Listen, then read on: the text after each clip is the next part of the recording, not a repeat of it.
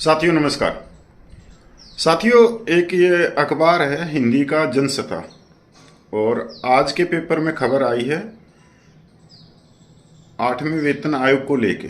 और इन्होंने जो लिखा है टाइटल में, वो लिखा है 8 पे कमीशन सरकारी कर्मचारियों को लग सकता है बड़ा झटका, सैलरी पेंशन बढ़ने में होगी 2 साल की देरी।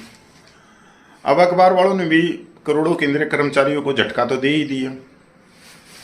अब जो गोदी मीडिया ने जो 8वें वेतन आयोग का जो गुब्बारा फुला रखा था, वो गुब्बारा भी फुस हो गया।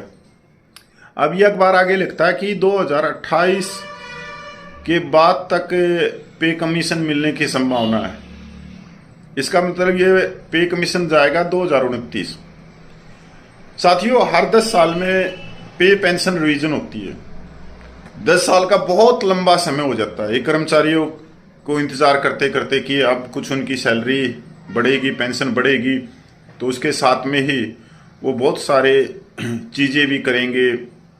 बच्चों को अच्छी शिक्षा दिलाएंगे, कहीं प्लॉट लेंगे, मकान बनाएंगे, बच्चियों की शादी करेंगे, मतलब बहुत सारे सपने होते हैं। अब वो सब धराशायी होते जा रहे हैं, क्योंकि 10 साल की बजाय अब अगर पे कमीशन में 15 साल का समय लगेगा तो उसका फायदा क्या होगा। अगर आज आपको जिस चीज की जरूरत है और वो चीज उस समय नहीं मिल रही है और वो जाके मिल रही है 5 साल के बाद, तो बड़ा ही दुर्भाग्य की बात है। हमारे देश में 7,500 से ज्यादा नेता हैं। सभी प्रदेशों की विधानसभाओं के विधायकों को लगा लो, फिर एमपी, फिर राज्यसभा के मेंबर।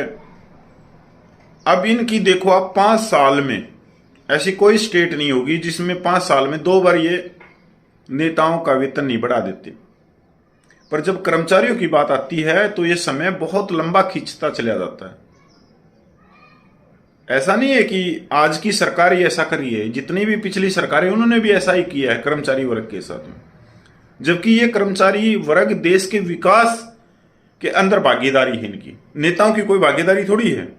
क्या नेता रेल चलाते हैं? क्या नेता किसानी करते हैं? क्या नेता पटवारी हैं? क्या नेता रोडवेज बस चलाते हैं? क्या नेता बिजली विभाग को संभालते हैं? क्या नेता बॉर्डरों पे बैठे हुए हैं, सैनिक है नेता? नहीं, कुछ नहीं। इस देश को चला कौन रहे हैं असल में? कर्मचारी वर्ग, चाहे स्टेट गवर्नमेंट में हो चाहे सेंट्रल गवर्नमेंट में।